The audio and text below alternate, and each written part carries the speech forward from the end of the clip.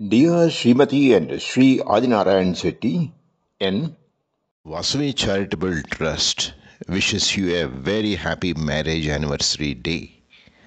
Many happy returns of the day. We pray the Almighty for a lovely, healthy, prosperous, and long married life.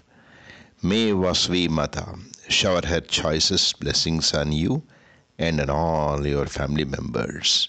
God bless you. शतमानं भवति शतायुः पुरुषः शतेन्द्रिय आयुष्येवेन्द्रिये प्रतिष्ठति